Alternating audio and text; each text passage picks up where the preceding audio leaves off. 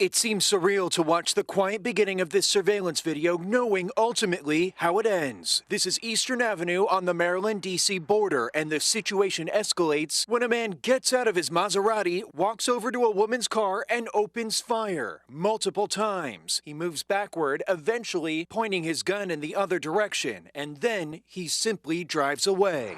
The man's been at large since this happened on Wednesday just after 5 p.m. The victim survived, and police said the child in her car was not hit by the gunfire. It's D.C.'s second high-profile road rage shooting in as many months. Both are still unsolved.